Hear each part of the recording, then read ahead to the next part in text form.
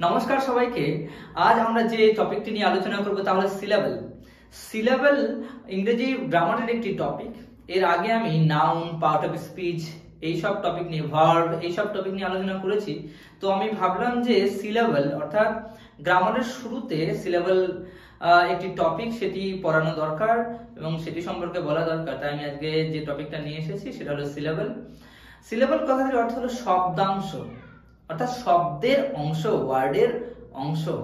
আমরা তো ওয়ার্ড মানে জানি, অলরেডি আমরা এটা আলোচনা করেছি যে কয়েকটি লেটার যদি পাশাপাশি বসিয়ে সেটা যদি আমাদেরকে কোনো সেন্স দেয়, অর্থ প্রকাশ যদি করে, তখন সেটাকে আমরা বলবো ওয়ার্ড। এবং কতগুলো ওয়ার্ড যখন এক পাশাপাশি বসে একটি সেন্স দেবে, আমাদেরকে অর্থ দেবে কোনো, তখন সেটাকে আমরা বলবো সেন্টেন্স। তো এই ওয়ার্ডেরই ছোট্ট ছোট্ট যে অংশগুলো রয়েছে সেই অংশগুলোকে আমরা কি বলবো? সিলেবল। তো এখানে আমি লিখে রেখেছি কিছু, আমি আপনাদেরকে একটু দেখিয়ে দিচ্ছি যে সিলেবল শব্দটির অর্থ হলো শব্দাংশ। কোন শব্দের যতটুকু অংশ একেবারে উচ্চারণ করা হয় তাকে সিলেবল বলে বা শব্দাংশ বলে। অর্থাৎ যে কোনো শব্দ আমরা তো একদম ডাইরেক্টলি সম্পূর্ণটা তো একবারে উচ্চারণ করতে পারি না, তাই একটু ভেঙে ভেঙে তারপর জোড়া লাগিয়ে আমরা সেটাকে উচ্চারণ করে থাকি। যে কোনো শব্দ আমরা দেখবো যে ছোট ছোট টুকরো করে ভাঙা যায়, কিন্তু যেরকম বিউটিফুল। দেখুন, বিউটিফুল একদম একেবারে কিন্তু আমরা বলতে পারি না, যে আমরা এটাকে ভেঙে ভেঙে কিন্তু কয়েকটা ভাগে ভাগও করতে পারি। যেরকম বিউটিফুল তিনটি ভাগে ভাগ করে দিলাম, তার মানে এক একটা অংশে কিন্তু ভাগ করা যায়। অর্থাৎ ওয়ার্ডগুলোকে আমরা ছোট ছোট অংশে যখন ভাগ করব, প্রত্যেকটা অংশকে এক একটা শব্দাংশ বা সিলেবল বলবো। এই সিলেবলগুলোকে অনেকগুলো ভাগে ভাগ করা যায়। তো আমি কিছু লিখেও রেখেছি, তো আপনাদেরকে আর একটু বলে দিচ্ছি যে সিলেবলকে অনেকগুলো ভাগে যে ভাগ করা যায়, তার পার্সপেক্টিভে, তার রেসপেক্টে আমি কয়েকটি এক্সাম্পল আমি দিয়ে দিয়েছি। তো এক এক করে একটু আলোচনা করবো। আচ্ছা, সবার প্রথমে একটা এক্সাম্পল আমি সিলেবলে দিয়েছি মাদার। এম ও এই অংশটা আমরা একেবারে উচ্চারণ করতে পারছি, এবং তার সঙ্গে মাদার দুটো আলাদা সিলেবল আছে, হ্যাঁ, ডাই সিলেবল আছে। তো কতগুলো সিলেবল আছে, কতগুলো সিলেবলের সংখ্যা আছে, সেই হিসেবে কিন্তু অনেকগুলো ভাগে ভাগ করে দিয়েছি। যেরকম প্রথমে এটা হলো প্রথম, যে ওয়ার্ডে একটি মাত্র সিলেবল আছে। কটি আছে?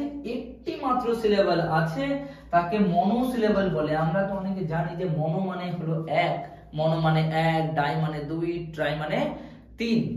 তো মনোসিলেবল বলে, তার মানে একটা সিলেবল থাকবে, তখন সেটাকে মনোসিলেবল বলবে।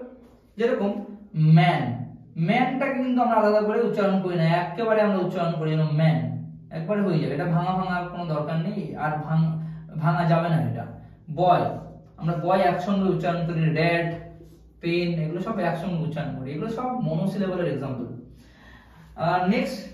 নেক্সট আমরা দেখবো যে ডাই সিলেবল, অর্থাৎ যে ওয়ার্ডে দুটি সিলেবল থাকে, অর্থাৎ দুটো ভাগে আমরা ভাগ করতে পারবো, দুটো অংশে কিন্তু ভাগ করবো ওয়ার্ডগুলোকে। যেরকম পেন্সিল, পেন একবারে উচ্চারণ করবো আমরা পেন, তারপরে আমরা উচ্চারণ করবো সিল, অর্থাৎ দুটো অংশ আছে, দুই অর্থাৎ ডাই। লোটাস, লো এবং টাস, দুটো অংশ, লো এবং টাস, তাহলে এগুলো ডাই সিলেবল। যে ওয়ার্ডে তিনটি সিলেবল থাকে তাকে ট্রাই সিলেবল বলে। এরকম অনেক বাক্যগুলো আছে, ওয়ার্ডগুলো আছে। এরকম বিউটিফুল, বিউ একটি অংশ, টি একটি অংশ, ফুল একটি অংশ। এছাড়া হসপিটাল, হস একটি অংশ, পি এবং টান, মানে তিনটি অংশ আছে বলে এটা ট্রাই সিলেবল। এরপরে আছে যে ওয়ার্ডে তিনটির বেশি সিলেবল থাকে, আমরা তো এগুলো করলাম monosyllable, die syllable, try syllable. তার চেয়েও বেশি সিলেবল থাকতে পারে, তখন সেটাকে আমরা কি বলবো? পলিসিলেবল। পলি মানে অনেকগুলো, পলিসিলেবল। এরকম এক্সাম্পল ইউনিভার্সিটি, ইউনি, ভার, সি এবং টি, এই কয়েকটি ভাগে ভাগ করা যায় সিলেবল গুলোকে। আর এগুলোর এক্সাম্পল আমরা দিয়ে দিয়েছি। তো কম্পিটিশন, COM কম্পিটিশন, চারটা অংশ আছে, তার মানে তিনের বেশি থাকলে এটা পলিসিলেবল। তো আমি সিলেবালের যে ভাগগুলো আমি দিয়ে দিয়েছি, আমি স্টুডেন্ট যদি কেউ দেখে থাকো আমার ভিডিওটা, তাহলে অবশ্যই কমেন্টে কিন্তু আমি কয়েকটা কোশ্চেন বলে দিচ্ছি, সেই কোশ্চেনের আনসারগুলো তোমরা দেবে। আর যদি আমার দর্শক বন্ধুরা যদি কেউ এটা করতে চান তাহলে করতে পারেন। আমি কয়েকটা টাস্ক আপনাদের দিয়ে দিচ্ছি, যেরকম 2টি বা 3টি করে, এইগুলো নয়, আলাদা আলাদা কিছু মনোসিলেবল, ডাইসিলেবল, ট্রাইসিলেবল এবং পলিসিলেবলের কিছু এক্সাম্পল, 2টো করে এক্সাম্পল যদি আপনারা কমেন্ট করতে পারেন আমার খুব ভালো লাগবে। নমস্কার।